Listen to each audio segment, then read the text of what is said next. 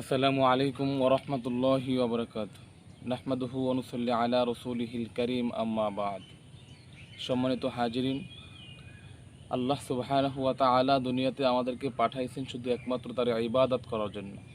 আর আমাদের এই ইবাদতের উদ্দেশ্য হলো দিন শেষ যেন আমরা আল্লাহ সুবহানাহু ওয়া তাআলার কাছে উপস্থিত হতে পারি এবং আমাদের এই ইবাদতের বিনিময়ে আমরা যেন তার কাছ থেকে উপহার স্বরূপ জান্নাত পাইতে পারি।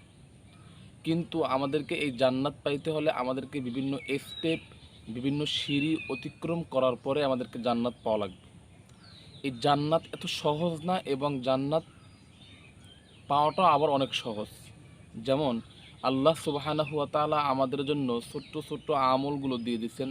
মুহাম্মদুর রাসূলুল্লাহ সাল্লাল্লাহু আলাইহি ওয়াসাল্লাম আমাদের জন্য ছোট্ট ছোট্ট আমল দিয়ে দিয়েছেন, যে আমলগুলো আমরা করলে, যে আমলের মাধ্যমে আমরা সহজভাবে, এক কথায় সহজভাবে আমরা জান্নাতের সিঁড়িগুলো অতিক্রম করতে পারি। ঠিক তদ্রূপ আজকে আমি আপনাদেরকে একটা ছোট্ট আমলের কথা বলবো, যে আমলটা যদি আপনি আমার জীবনে, আপনার জীবনে কন্টিনিউ করতে পারি, বাস্তবায়ন করতে পারি, তাহলে আল্লাহ সুবহানাহু ওয়া তাআলা এর বিনিময়ে আপনাকে আমাকে জান্নাত দান করবেন ইনশাআল্লাহ।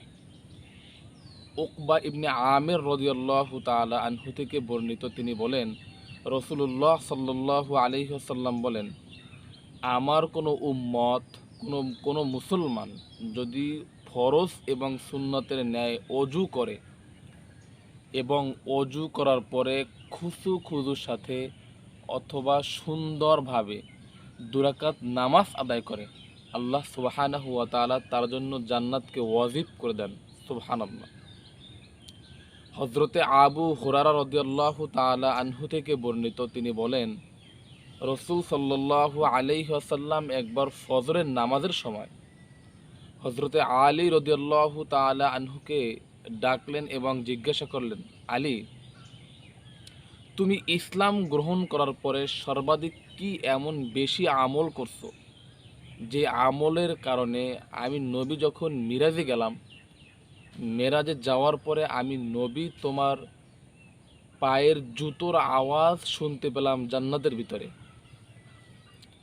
হযরতে আলী রাদিয়াল্লাহু তাআলা আনহু বলেন, আমি ইসলাম গ্রহণ করার পরে সর্বাধিক যে আমলটা করছি, সবচেয়ে বেশি প্রাধান্য দিয়ে যে আমলটা করছি এবং সুযোগ পাইলেই যে আমলটা আমি করতাম, সেই আমলটা হলো, আমার যখনই অজু প্রয়োজন হতো তখন আমি খুজুর ন্যায়, সুন্নত এবং ফরজের ন্যায় আমি অজু আদায় করতাম এবং আমি যথাসাধ্য চেষ্টা করতাম, যখন কোনো সময় পাইতাম তখনই চেষ্টা করতাম 2 রাকাত তাহিয়াতুল ওযু নামাজ পড়ার জন্য।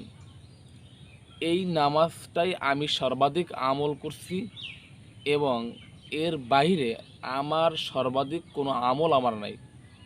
তাহলে বোঝা গেল, শুধু অজু করার পরে যদি 2 রাকাত তাহিয়াতুল ওযু নামাজ আপনার আমার জীবনে কন্টিনিউ করতে পারি, তাহলে আল্লাহ সুবহানাহু ওয়া তাআলা এর বিনিময়ে আপনাকে আমাকে জান্নাত দান করবে। সুবহানাল্লাহ। তাই আসুন, সমস্ত আমলের পাশাপাশি আমরা এই আমলটাও আপনার আমার জীবনে বাস্তবায়ন করি, প্রতিফলন করি। এর বিনিময়ে আল্লাহ সুবহানাহু ওয়া তাআলা আমাদেরকে জান্নাত দান করবেন।